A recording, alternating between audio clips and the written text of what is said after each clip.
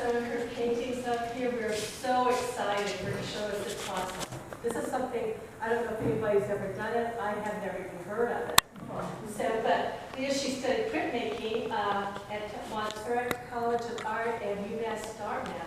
And after her studies, she started combining her two passions, animals and art. And this is what she's come up with. And she is, as you can see, she captures the animal and the personality. And we're so happy to have you. I'm pleased to be here. Let's welcome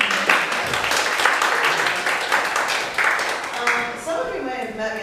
This is actually my third time being here, which is just very nice compliment. Thank you for having me back. The last two I did paintings, so I'm not sure if you guys were here to see them. I did a couple that were similar to this. So when I was invited back, I thought it might be interesting to see what I do when I'm not painting, which is graphite drawings. I used to do them on paper, very traditional. However, I discovered drafting film, which is a very interesting product. Draftsmen use it in architecture and for whatever else draftsmen do. But I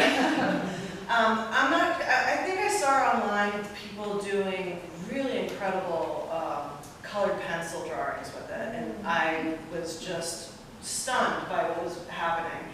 So I bought all the stuff and I tried it myself. I couldn't get it to work. So it just wasn't working out for me, so I shoved everything into a drawer, and then I took it back out one day and I said, what is a pencil going to do? And voila. I have a little bit of a piece for everybody. Everyone can take home, and it seems like I have more than there are people, so if you want to take a couple pieces, you can. But what it is, it's a polypropylene substrate, so it's essentially a piece of plastic, but it has just enough tooth on it to hold onto the pencil. And if you can see on this one that's done, I hope I have it angled right, it's almost 8 feet. And it holds onto the it holds onto the pencil, and you can blow on it, and it doesn't go anywhere like a pastel, which is really, really special.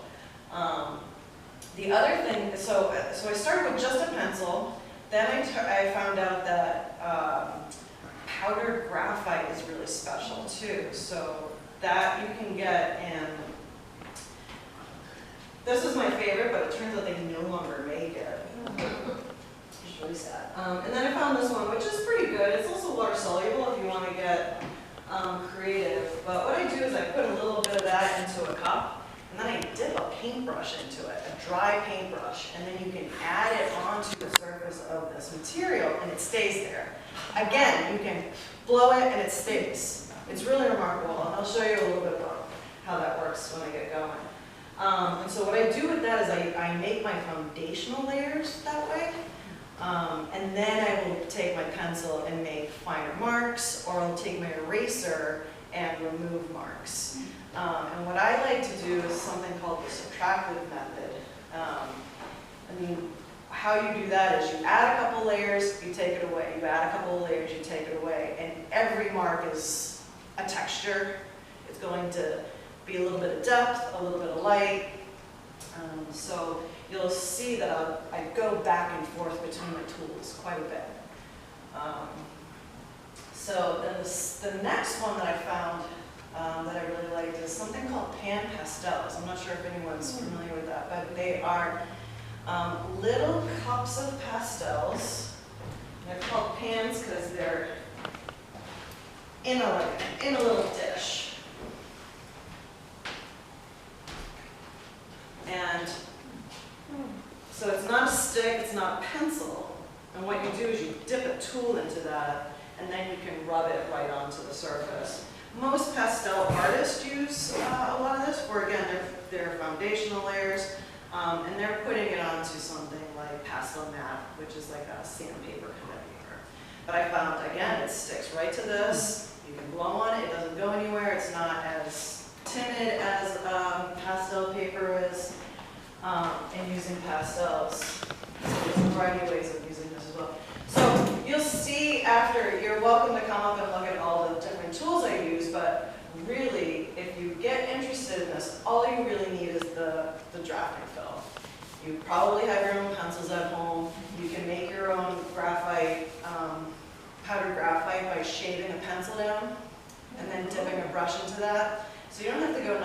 stuff. I've been doing this for a lot of years, so I've been collecting. And you know, artists, we love our tools, so. But I have this drawing that I started quite a while ago, and I actually never finished it. So I thought it would be a really great thing to bring with me to show and share with you guys. Couple of tips on working with drafting film. It is like a piece of plastic. It's a little bit see-through.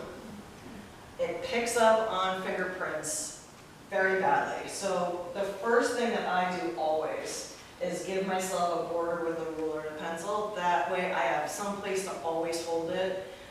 This is just a dry erase board. It's actually a really great drawing surface, and these are just magnets. So there's a tip too. It's a very nice, clean surface to draw on.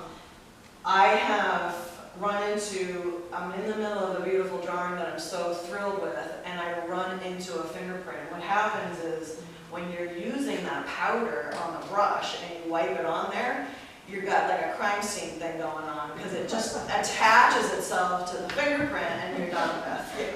And then you're struggling with trying to get it off. The other tip too is the other tool that I really, really like to use that you might have in your kitchen is a Mr. Eraser, or Magic Eraser. Yeah, so you cut off a couple of pieces of this. What happens is it actually can blend and help you erase. The tooth can get disrupted if you like really go at it to erase something. So you have to really kind of plan where you want your highlights and your shadows. You don't want to go too dark too fast because it can be really hard to get off. But I found that this is kind of the secret tool. So if you have erased something and it's making a scuff mark, or it has taken the tooth off, this kind of brings the tooth right back, and then you can go back to drawing on top of it. Pretty neat. This material is also really cool where you can use acrylic paint on it. I've used India inks on it. I've used pens on it. So you're not limited to just pencil. I would say that you want to be a little careful of what brand you use. This brand is multi-purpose, multimedia. It can take wet material. I've used others thinking they're all the same, and I got it wet, and the whole drawing shriveled up after I was halfway through it. So that was devastating because it was already, you know, loving it, of course. But I'm going to pull up a chair and just show you what some of these little tools can do. I also brought, I'll do a little step back, and please ask questions as I go. I also brought my computer with the reference picture. So that's always helpful, right? As someone who does pet portraits for their living, you know, I find it really, really vital to keep the reference photo right next to me. And what I do to my photographs is I keep the original, and then in any sort of editing software, I always make one that looks like a line drawing, and then one that looks a little lighter. And so you can kind of see that. I don't know if everyone can see my screen, but this is the original, and it's quite dark around his face. And then this one would be the one that is lighter, and you can see a lot more detail. That's just going to help me, so when I'm drawing, I'm not going too dark in my drawing, because I'll just draw what I see. And if I forget to slow down and be like, okay, it's not really that dark, there are details, I'll take it too far. So on the right, you lightened it up yourself? Yeah, I did that. I lightened it so I could see into some of those shadows. Invariably, any photograph that you get off the internet or from a customer or wherever you find it, if it's too dark, there are going to be hidden details that you can suss out if you just put it into like a little editing software. I use Photoshop, but there's other ones that are free. Isn't he so cute? So expressive. The other thing too, because your hand has oils on it, and because this is susceptible to picking up the oils on your hand, I just use tracing paper underneath my hands just as something to rest on. I actually love that. Yeah. Then we don't Yeah. pick all that up. Yeah, and I always like try to not be loaded up with hand lotion because that's just But because this is translucent, I always do my rough sketch first at the size and composition that I want it, and I throw it underneath this thing. I never try to do my sketching out on this because the erasing is so difficult.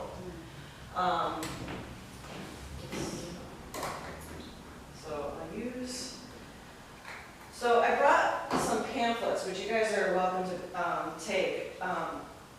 It's kind of just like an intro to the tools and why I use them and what they do. If you go onto my website, on the top tabs, there's a tab called tutorials. And there you can download this one and another one. They're for free. And the second one that I wasn't able to print out actually has links to YouTube videos that you can watch me working on this specific drawing, taking it up to this part, and talking while I'm going through a lot of the different techniques. So whatever you don't catch right now, you'll be able to go back and take a look at. So these are the pan pastels. I bought the gray set, which had anywhere from really deep black to a light gray. And then these are their specific tools. It's almost like a painting, like a eyeliner sponge. So if you have one of those laying around, you can use one of those. You don't have to go buy all the fancy tools. But even if you wanted to just get one pan pastel, I would say aim for like the dark gray maybe.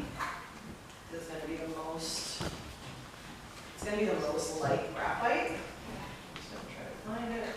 There's this guy in there.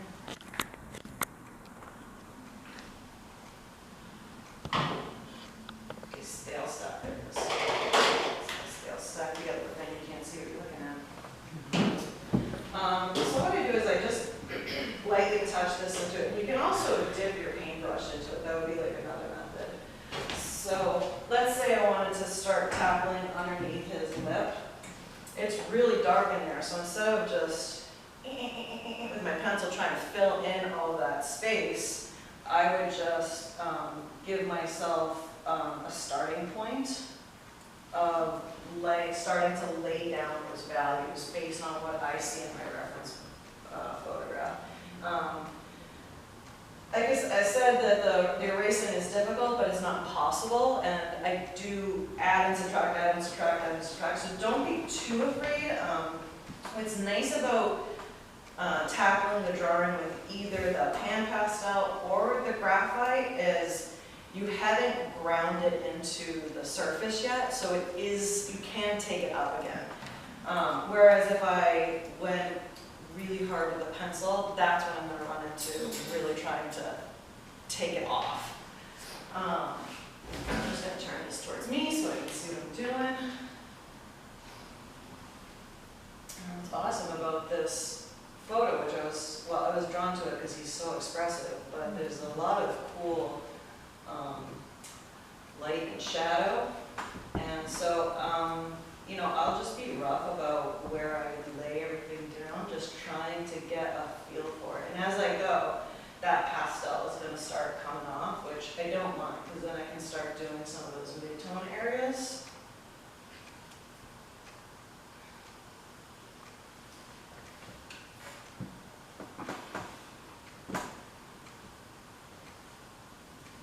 And then one of the other things that I'm always trying to pay attention to, I always do that.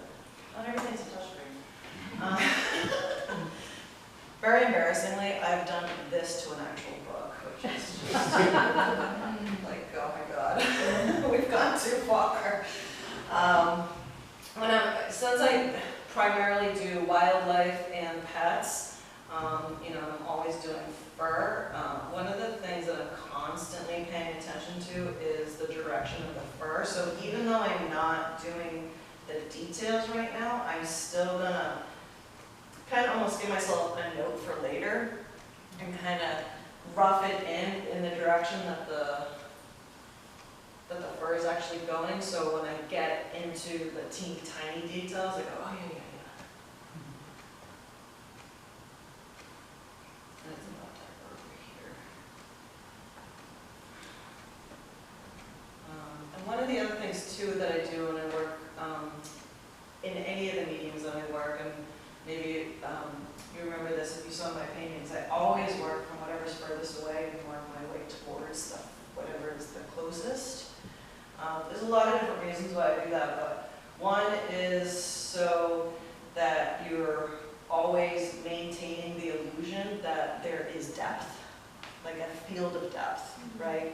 That thing is far away, this thing is close. And if something seems far away, I will actually paint it or draw it blurry. So it gives the eye. I've done it in this one. You can see the back is not rendered as much. Even over here in the shoulders, they're not rendered as much. And as it comes closer to the viewer, these things start getting a lot more crisp with more and more details. It's an illusion just to make it feel like it's there. You're really looking at it.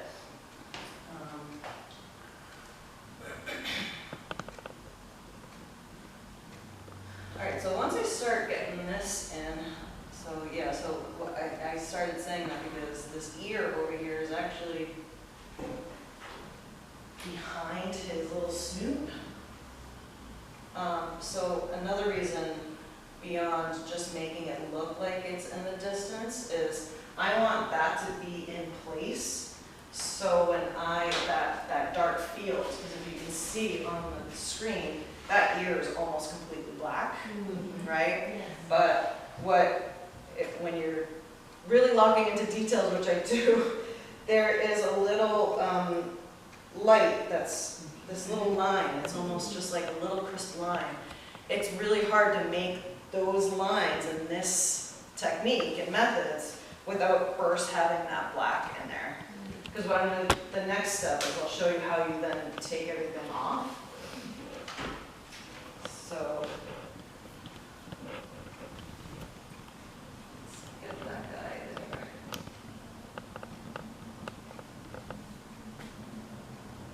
Okay, so, because I wasn't like really being careful, there's a couple of places where it left where I wanted it to, and the kneaded eraser is the most perfect tool to take it right off and give yourself whatever line you want.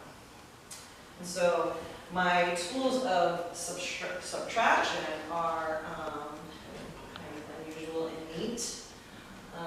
So I have, this is called the Mono Zero eraser. It looks like a pen, a little tiny eraser comes out of it. It's really helpful for doing fine lines. And then this thing is pretty neat. I discovered this early on. It's called the slice tool. There's a little tiny blade in there, and the blade is actually rounded. So you're never going to cut through the material. If you use it on the side of that rounded edge, you're just going to scrape it off. So in order to make that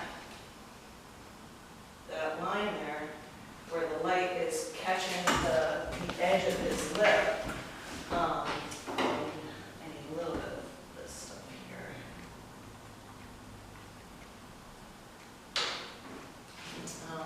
I would take this and start. As I get to this stage, I want to take the refinement down a little bit more. So I go really broad, and I keep getting a little bit more refined, and a little bit more refined, and a little bit more refined. So this is actually a painting tool. Again, not necessary. You could use like a Q-tip or something, but it's really just two rubber ends. One's sharp, one's like rounded like a pencil. And it really just moves the graphite around the film. And at this point, this is when you're going to start making that graphite really stick to the surface. And if I was sitting at my desk, I'd, have my face buried in this for hours and hours and hours, tweaking and tweaking. But I'm going to start, at this point, start looking at those details that are very specific to him and his shapes, like his bottom lip. It's dark there, but you can see in the photograph that it's like very wrinkly. So I'll start getting all those wrinkles. And I just keep taking it one more step closer and closer to getting really, really detailed. And ready to get really, really detailed, I love using a mechanical pencil. You could use any sort of pencil. I have this one loaded with 2B. I also like these guys that have the leads loaded into them. You can get a little bit more of a broader stroke. Because you can take this too dark too soon or very easily, with just this, I suggest pencil pressure and holding the pencil way, way, way back on the barrel so you can very lightly, if you're heavy-handed, I'm heavy-handed, I have to remind myself to do this all the time. Or get yourself a pencil set that has all the gradients from hard to soft, and that will help you. I find that the harder the lead, the more you're going to scratch the surface. And once it gets really scratched, there's no recovering it if it's gone really far. But you could probably draw around it and like just make it look like a little fur. But like up in here is really dark, so I might start just, I don't have to be very careful about that area.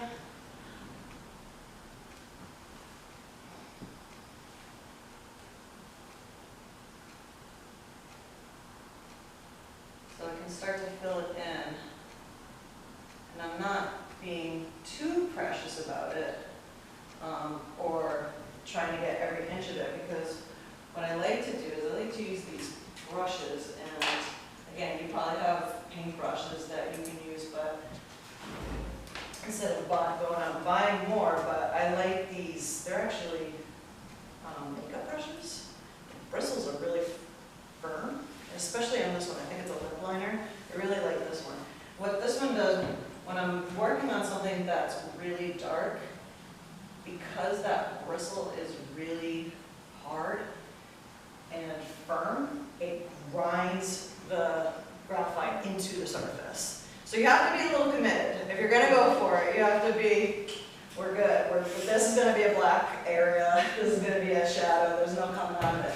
Because once you start taking it that dark and grinding it in, it's going to get harder and harder to take it back up.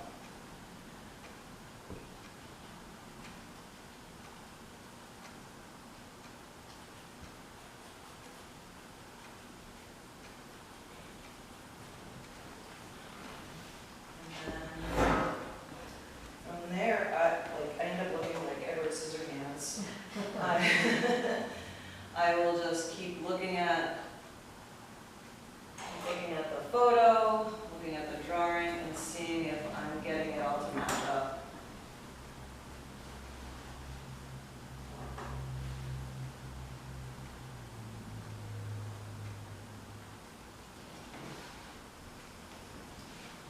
Any questions so far? I know it's very unusual and I have a lot of different tools, but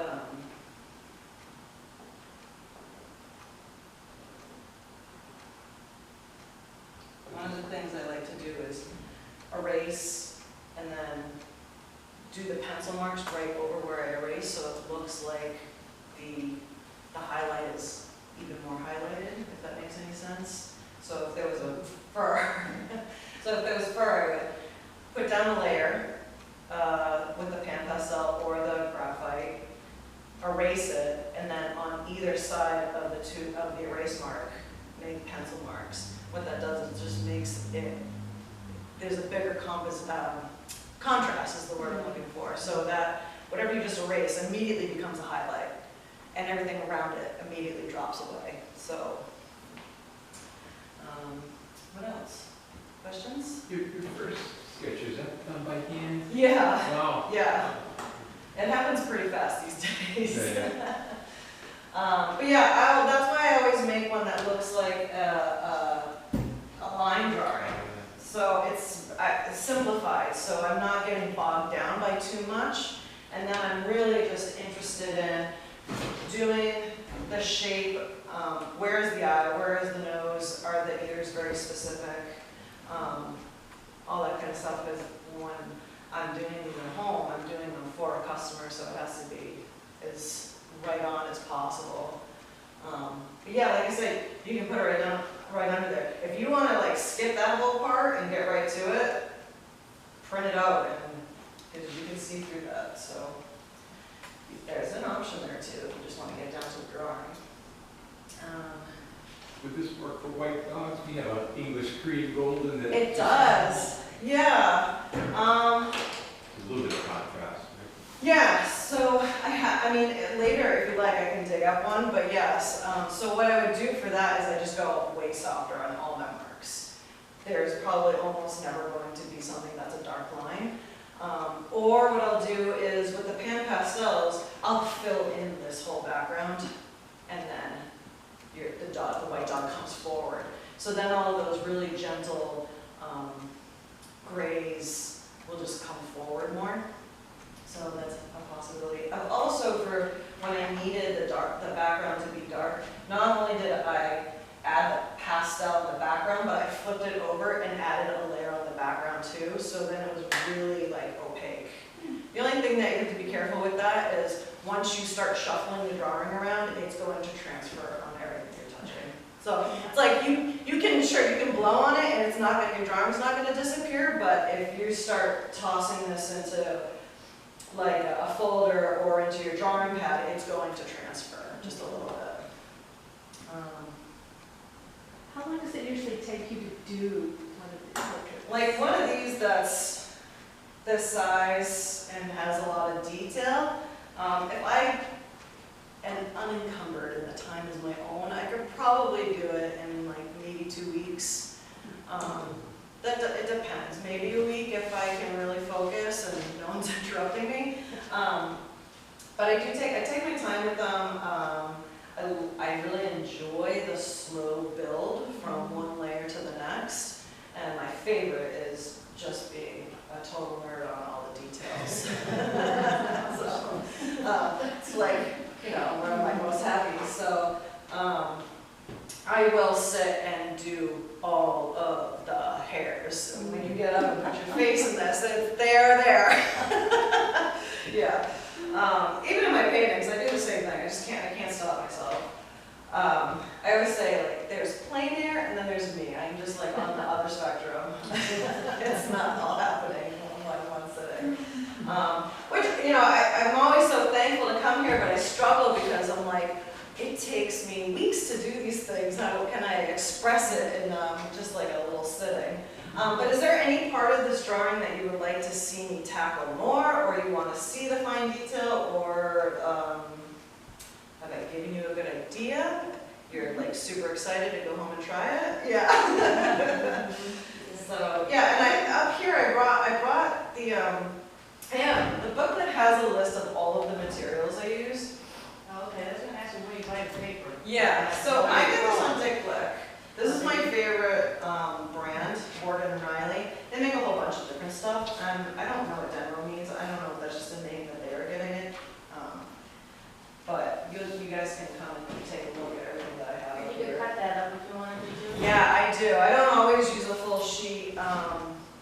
Sometimes I'll cut them in half, and it comes in rolls. So if you get really into it, you can buy a roll and make really super big drawings, which I have a roll. I just haven't made one that's giant yet. It's in the works.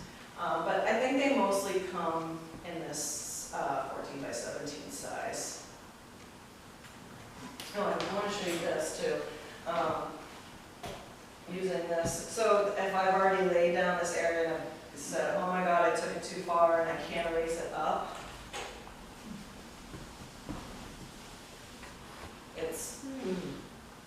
It really tamps down the gradient. And then you can build it back up, and if you wanted to erase it at this point, you could erase it a little bit more and then go back at it with maybe a clean one if you were trying to take it to paper. I don't see why you would want to take it all the way back to paper, but you could take it back to close enough to the paper color. The other thing I wanted to say too is I brought the pad of Bristol plate, which is a really, really smooth paper. That's helpful to have something very smooth behind this because it's going to pick up the texture of anything that's underneath it. So that's why I like this board, it's white erase board, because it has zero texture. But if your paper that you were working on behind it had like a watercolor texture, the whole thing would have the watercolor texture. So you just want to be mindful of that. Whatever's behind it matters. And then framing it, I always, like any drawing on paper, I'm a framer, so I think about these things, but you always want to make sure that it's under glass, and I always put a really, really bright white behind it, an extra matte board. It doesn't look like it has a color, but it's almost slightly yellow. It's a warm color. So you can use the transparency to your advantage. If you want to warm it up or make it blue or make it yellow, you can put a different color back there and it will change the whole drawing. Just keep in mind, you're going to lose all your whites. Like your highlights will no longer be white. They will be whatever color, right? Yeah, the background color. Exactly. So you could get around that with, if you wanted to use,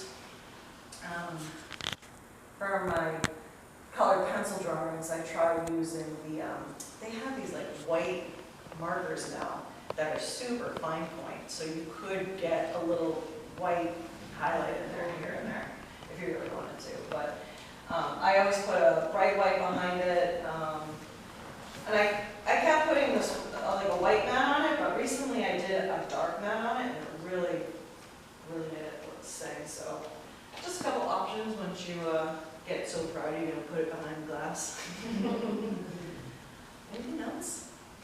So you said you can use colored pencils on it too? Yes. So if you want to write down, I have two recommendations, if you can remember. One's name is Bonnie Snowden. She's a UK artist. I think she does a lot on pastel mat, but she also does color pencil on the drafting film. It'll blow your mind. I tried to do it. I bought the tutorial. I couldn't figure it out. I think it's my heavy-handedness. I'm too heavy with my pencil, and I think I'm just taking the colored pencil too far. And then the other one is Catherine Henson. She's out in California. Her drawings she does only colored pencil. They're incredible. But she has a book also, a little booklet like I have, two elephants swimming in the water. It also will blow your mind that she does the whole thing in colored pencil, and it's stunning. So you don't have to use any particular kind of colored pencils or anything? No, No? I would just try. Yeah, I mean, I think I brought 30 samples. So whoever wants them, please do take them. I tried to keep them fingerprint clean, but please forgive me if you find a fingerprint on yours. You'll have practice on trying to erase it. Get yourself a magic eraser. Yeah, what other tidbits can I give you? I do it all the time. I try to tell everyone not to do it. Don't blow on it. It'll spit just in case. That's embarrassingly how I ruined the other one that I was already halfway through and it got wet. It's because I was blowing off shavings and blah. And the whole thing just shriveled up. This stuff is durable and it doesn't do that, but just in case. So I always try to have a mop brush near me so I can. Also, if you just went like this after you put on the pastels, you would get it all over your drawing as well. This is also a tool that I use that I put out. It's actually a scratch board tool. It's a little bit more sharper than this, so you have to be really, really careful. But if you want super fine highlights, you can very likely scrape it off. And what you're doing when you use either of these tools is not only are you scraping off the graphite, but you're actually kind of scraping off just like the tiniest first layer of the film itself. So you can ruin it if you go too hard. It's best to practice on a piece of scrap. Often when I'm thinking I'm going to try a new method, I will put an extra piece next to me scribble it out, see if whatever's in my head will work out, and then if it works, I'll take it to the real drawing, so don't ever be afraid to just give it a shot. That's it, I think, unless you want me to keep drawing, but it'll just be looking at me at the back of my head. Still, could you let us see how you would begin with the body or with the collar? Yeah, absolutely. Yeah, the collar on this is almost part of what got me too, because the photographer really, and I zapped this right off the internet. The collar, you can see it has a ton of detail. It has a lot of the texture of the fabric, and I'm like, oh, that's delicious to me too. I love that. And I can see the detail that's going to go into the drawing.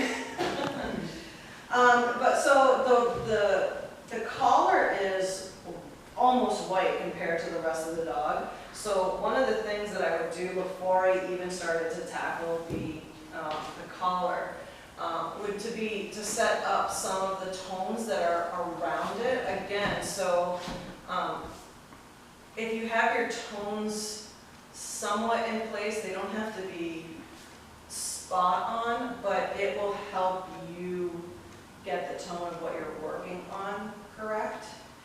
And what I mean by that is don't take it too dark, don't take it too light. If you have something to compare it to, that will help you adjust the tones as you go. So just get a lot of that in place. And you can see how rough it starts, and it does get there eventually. But let's do like the right in front. I'll try to step back so you guys can see what's going on.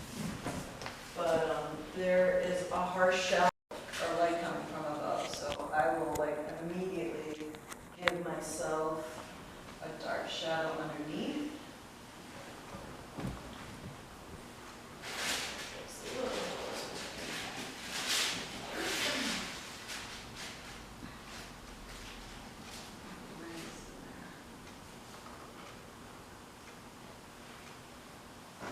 So you actually use that board at home too? I do, yeah. I have one that's even bigger than this one for my really, really big drawings. I think that's the biggest pad, but I've done a drawing that's even bigger than this.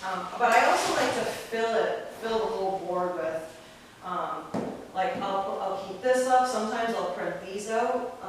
My computer screen is right next to my workstation, so I'm always looking at my reference photos, but sometimes I'll want some of these right here, so I'm not doing the whole back and forth thing. Yeah, I love this board. I don't know if I came up with it or if I saw someone doing it.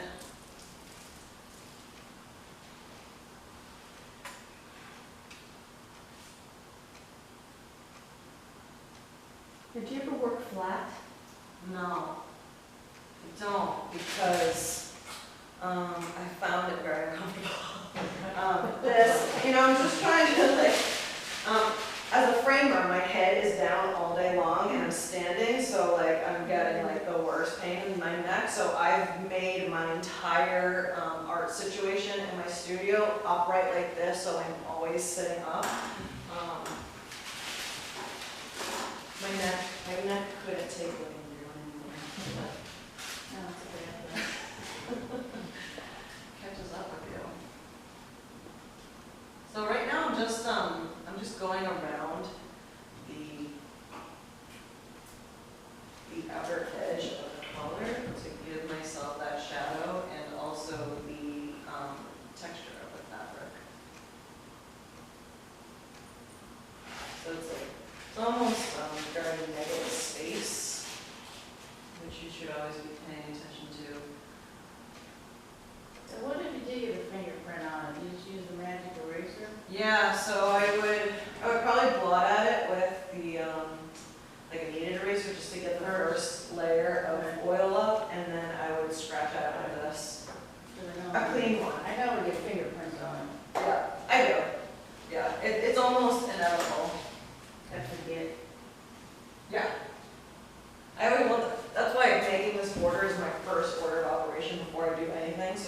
automatically know where I'm allowed to touch it.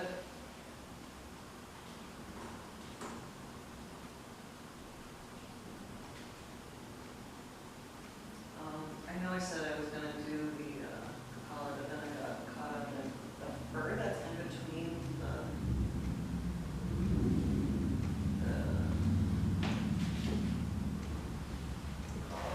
metal of this collar.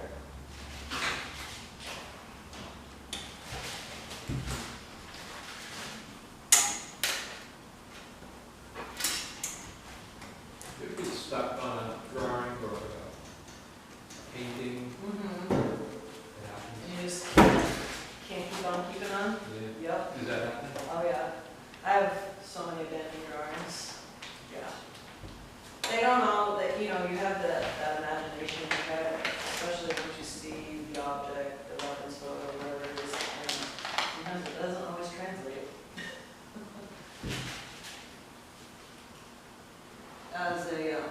As a portrait artist, over the years, I've made it a rule that I have to see everybody's photographs before I will take on the assignment or the commission, because what people see in their eyes of love as they look at their pet is just fluffy in all their glory, right? But that doesn't mean that it makes a good portrait. So, you know, sometimes you just gotta take a good hard look at it.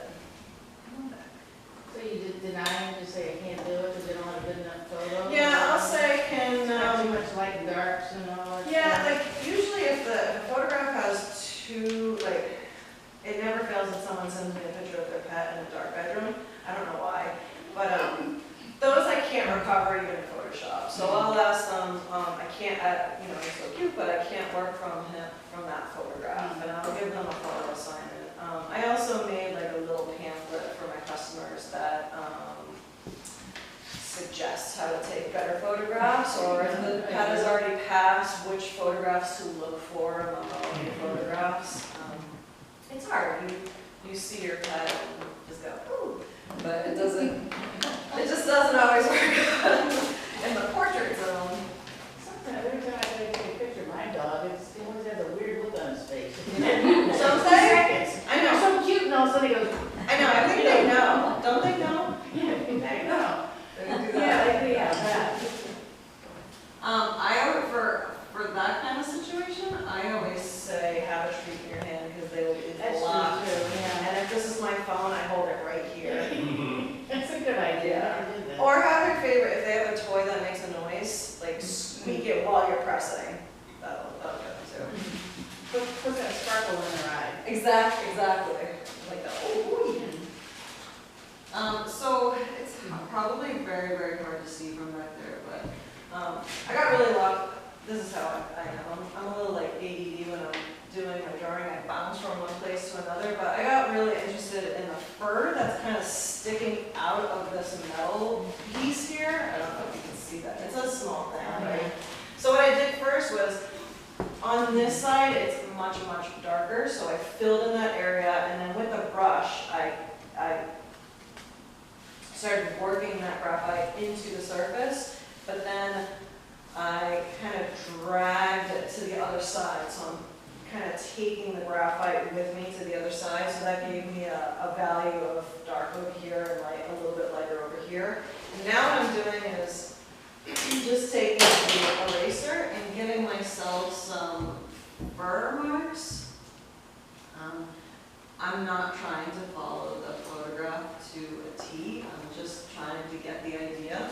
And then once I'm happy with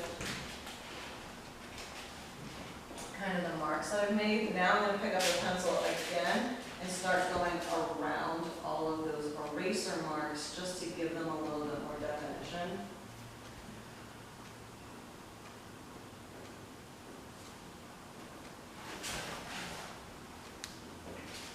And then when I start getting happy with that, that's when I'll start taking out the slice tool. It's really the only thing that will give me the best highlights and really, really fine detail.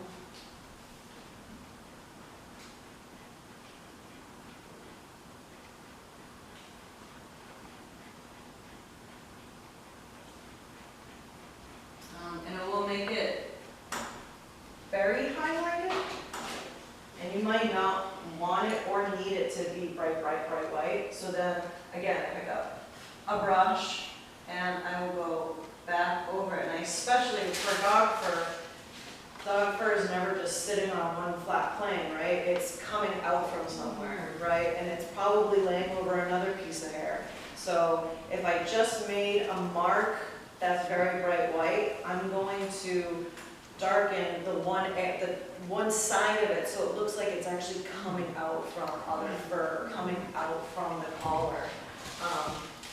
It's more of like the illusion, but it helps you believe what you're looking at.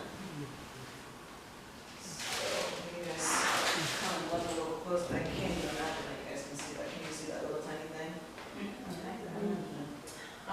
But you know, from there, what I'll keep doing is keep adjusting the tonal values. When you're working in black and white, that's really all you have is your tonal values. You want to make sure that your highlights and your shadows are where you want them to be. They can't be too dark, they can't be too light. They have to play well together. Otherwise, it's going to look too contrasty or too washed out. So even after I've drawn or painted an area, I always go back and re-examine my tones just to make sure that they are where I'm going to be. I've heard of artists wearing rose-colored glasses. Have you guys ever heard of that? No. A lot of people are doing that, especially for paintings, just to make sure that their tones are correct as they're working, because it just kind of takes all of the noise out and all you are seeing is tone at that point. I haven't tried it, but I have a friend who's an artist and she swears by it, so I don't know. I think I would feel a little silly sitting at my desk with rose glasses on. So I didn't do the collar. How are you doing on time? Pretty good. So what about something shiny? What about the actual metal piece?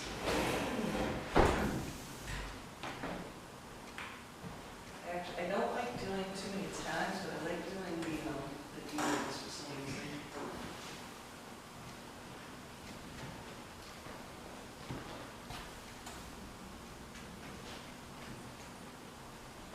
And that's also something that you can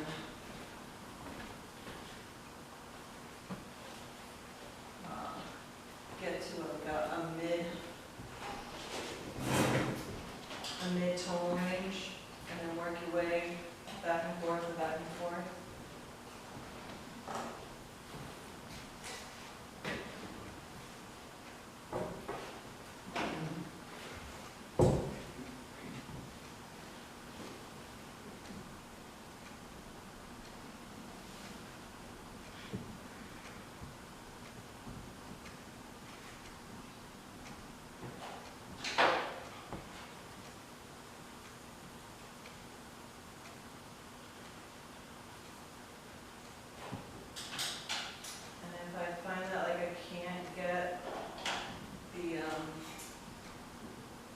Graphite to do what I want, I just keep picking up a variety of tools to get the effect that I want. Does it sometimes? It just doesn't happen how I want it to.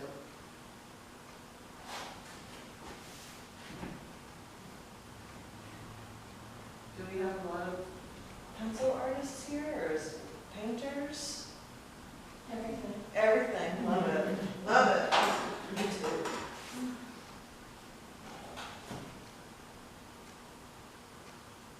And could you tell us what kind of lead you use?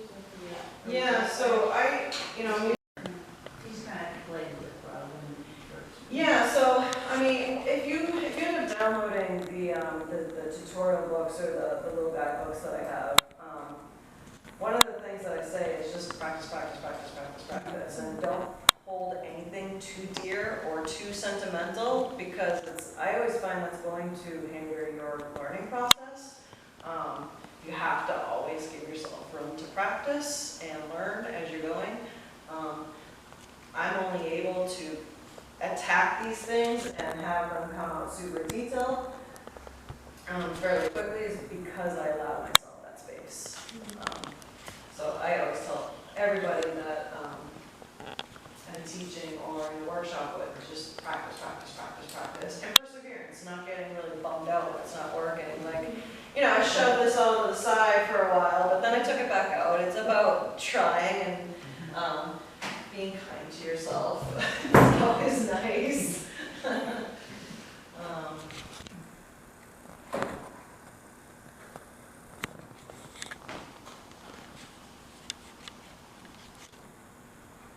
Yeah, I would say that this medium is not suited for like too much winging it, though if you wanted to be experimental, I would love to see what you end up coming up with. I just personally love it specifically for the ability to murder it with details.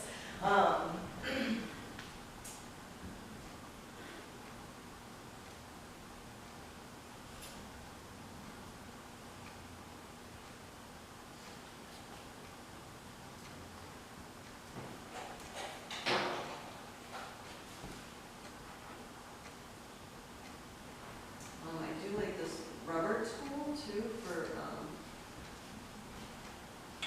things that are shiny and glossy because it makes, it really smooths out all of your lines, so it kind of evaporates the pencil mark a little bit.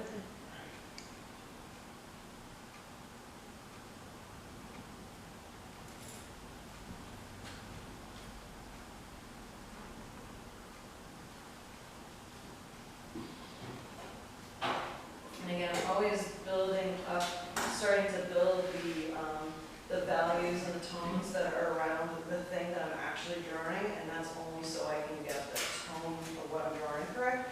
Like, if you're noticing, I'm trying to work on this, but I keep going back to over here because I can't get this correct until this is slightly in the zone that I want it to be.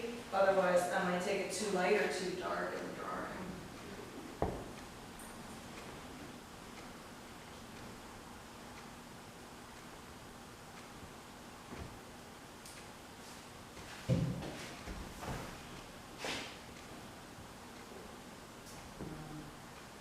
Hand pressure also works for the eraser as much as it does for the pencil. So where I want that really big highlight on the metal piece, I'm going a little heavy-handed, and then I'm picking my pencil off the paper to get those softer lints.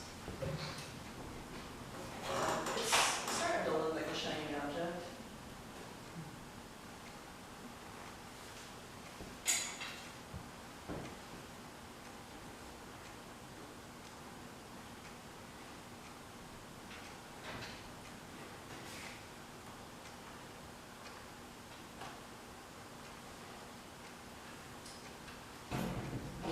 So talking about abandoned, I started this in 2020. So and then I forgot about it.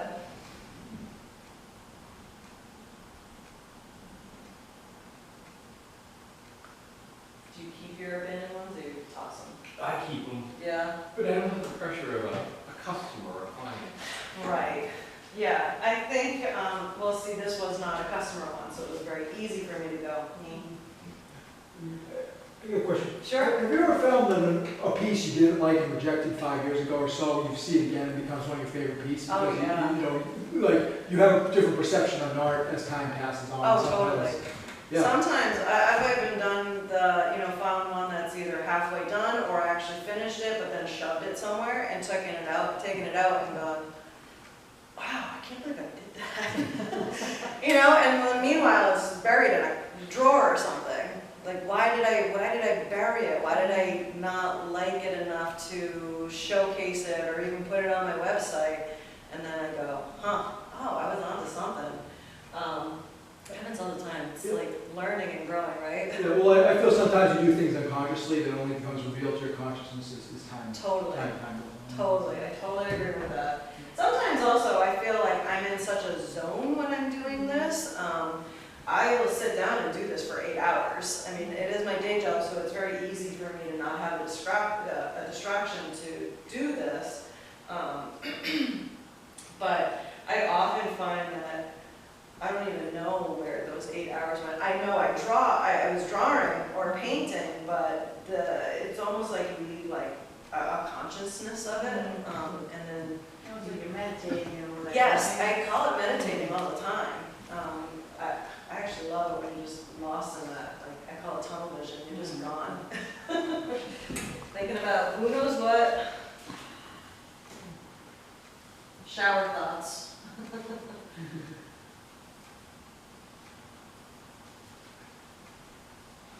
So it's starting to take a little bit of shape there with like the metal and the fur that's coming through it. That fabric of the collar itself is really hard to tackle in this kind of situation, because if I were home, I would just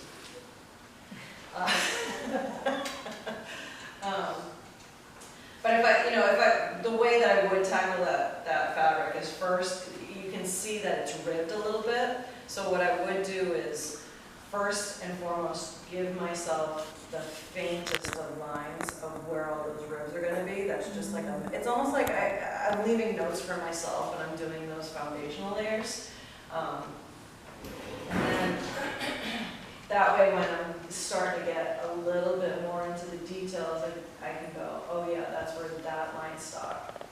That like piece of fabric stops. And then, because that's the ribbon, right? We're talking like big, but it's really just teeny, teeny, tiny. I keep doing that. I almost wish I hadn't done the eye yet, so you guys could see the eye. That's always my favorite part to do.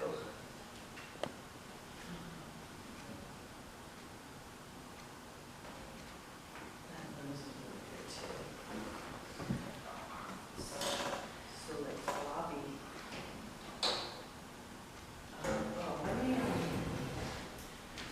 So in the booklet, and I think it's this booklet or the other one, you'll see that I have a picture of this like totally dumped out on my floor. My first suggestion is don't work directly from this tube. Shake it out a little bit into something else, whether you use, if you haven't found this, like I said, they don't make this anymore, but any powdered graphite, shake it out into something much, much smaller and a very tiny amount. You don't actually need a lot, and that way when you spill it, it's not that devastating. But so when I'm using this, it's mousse, of course, because it's powder, and I'll just swirl the brush in so the brush picks it up. And then the same way that I was using the pastel earlier, you can just then paint it right on. And it's a lot softer application than it was with the pastel and the pastel tools. So you can get a very gentle gradient, a very gentle tone. And it also helps you kind of bring some of the layers together, especially if you have them too bright, too light. This one is a little softer, so that's going to give you an even softer field of gradient or tone. Super gentle and a little bit more control. But again, because these are light and fluffy, you're not really grinding that into the surface, so it's really, really easy to take it right back up if you need to. So I always try to give myself a mid-range, like a mid-tone. And then from there, I can start adjusting those darks and lights, and that way I'm never just going for getting those darks right away. It's like giving myself a moment to work myself up to it. Or like for his snood. I've already done some of the shadow underneath the lip, so I can start doing a little bit of those furs. But I can also start roughing out where those highlights are going to sit. Because, the dogs always have their whiskers, and they kind of sit in these like little dimples and like little valleys. And when you have an image that has really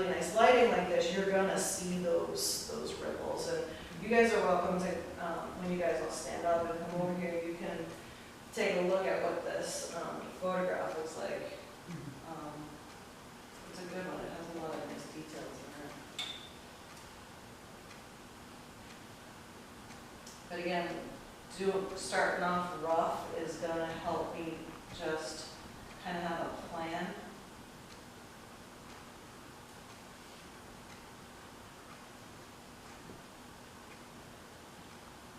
And so I'm just not going for it right away.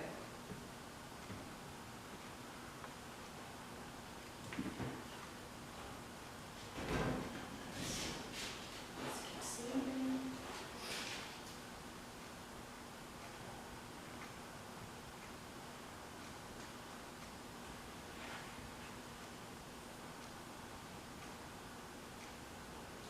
And once I start getting a little bit more comfortable, I might pick up, I might not want the 2B, so, because I don't want to take that dark so fast, so I might pick up like, even a 4H is a really good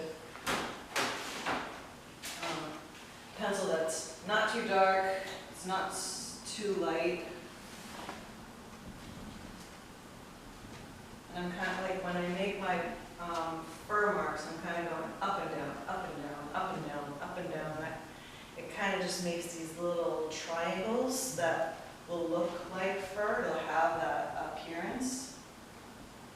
And I'm also looking at the marks that I just made with my eraser and trying to go around them to give that erased mark the contrast that I'm looking for.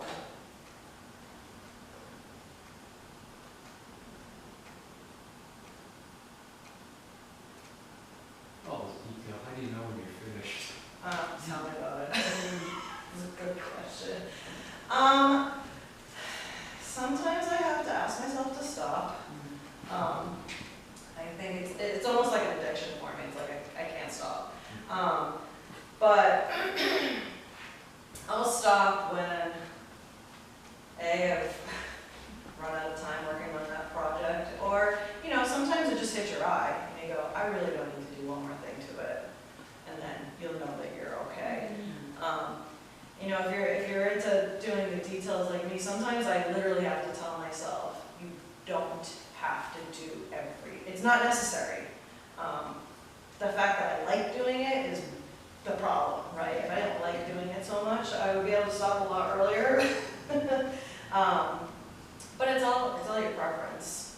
Is that something that you struggle with, like knowing when to stop, or you just asking me because I'm nuts? I'm very loose, so I don't get in the hay ever doing. Yeah, right. Yeah, I know. I see other artists' artwork and I go, see, you get the whole thing, and they didn't paint or draw every single detail. Why'd they do that? It's literally just not in my wheelhouse. I can't stop myself. And do you usually have like set hours that you work, or? Yeah, I try to do like a 9 to 5. So I work at the frame shop. I no longer work here in Marlboro. I think that's how you guys all met me way back in the day. I used to work at the Post-Work Art Center with Randy. And now I'm closed for Boston now, so I work out there. So I do 2 days a week there, and then I still am getting commission, so I try to have my butt in my seat by 9. Sometimes it's 10, and then sometimes I am by 4, but I really am devoted to sitting and doing it, because I need that. I'm not a good, oh, I got an hour here, let me just see what I can do. I have to like get into that zone and let everything disappear. Leah, do you get your supplies from different places, or is there one spot that you really like? I mostly get it from Dick Blick. Yeah, they have good. They supplies. do. It's hard, sometimes it's hard to beat their prices. Yeah. I've tried to shop on Amazon, and I feel like Amazon will match their price, Yeah. but then you like end up paying for shipping somewhere, or something will be different, and no matter what, Dick Blick will always have the better price. That's what I found. Yeah. And it's got good supplies. Yeah, they do. I wish I could give my business to little stores, but there are none anymore. It's really, really hard to find them, and then even when you do find a store, I can't always find what I'm looking for. We used to go to the Iron Prairie in Westbrook. Oh, I know, that was a great spot. It's all changed. Has it? All he does, 90% of his business is framing. Really? He's cut back supplies. Oh, that's big too time. bad. Yeah. Now, I haven't been to visit Randy in a long time, but does the Post Road Art Center they're- still have art Yeah, supplies? they have tons of stuff. They do. They have really good stuff. I go down there every once in a Oh, while. good.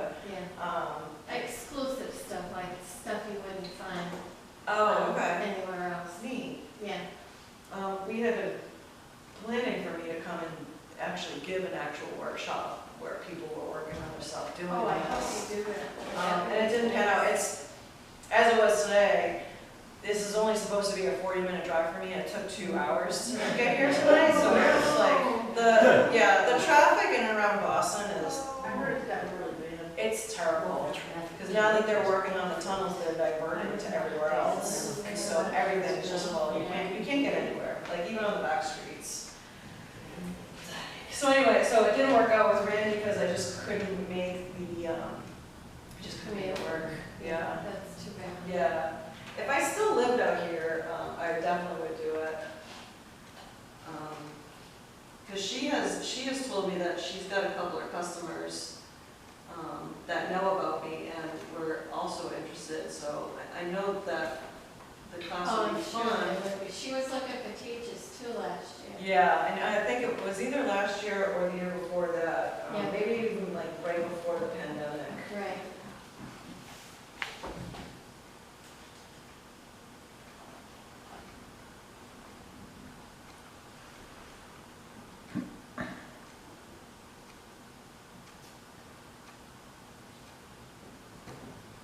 Yeah, you can see how it slowly starts to build up texture, and I'll just keep going back and forth and back and forth and back and forth until I like it, and then I move on to the next spot. Like I said, I can be like very ADD. I'll start working on something like this, and then I'll bounce back to over here, and then we'll go and do something else. And keeps yourself interested while you're doing it, because it's not that it's like, I've already said how much I like doing this, but sometimes some of it can get a little tedious, and you just need to just change. I also find that it's really helpful anyway to bounce from one place to another, only because when you go back to look at what you were doing, you have a little bit different perspective. It kind of changes in your head somewhere, right? You go, oh, what was I doing? Or, okay, that was working. My other advice too, especially if you're working from reference photos and you either have it on your computer or you have it printed out next to you, turn everything upside down and get back to doing what I needed to do. Because sometimes, you know, I'm doing them for customers, so I have to sit and do the thing. So yeah, that's a really good tip too. Just change the perspective, and something is always bound to happen. 8 hours of sleep helps too. What's that? 8 hours of sleep is very helpful. True, I know, when you come back into the Yeah. studio or into your workspace, and you go, oh. Do you guys want to see anything else? Do you have any other questions? I think it'd be nice if we got to go up and look at. Yeah, it. I would love if you guys came and Yes. looked. There's a lot of little tiny things that I did that you guys all have to look from far away. And I have these booklets, I would love for you guys to take them. They have my list of supplies in there. Thank you, Leah. Oh, you're so welcome. Thank you. And then these little packets here have, it's a small piece, but Do you do your own marketing? Do you do your own marketing? No, I was gonna say, it looks nice. I think you did a good job. yes. Oh, look at that. I know. So what I would do is I would fill the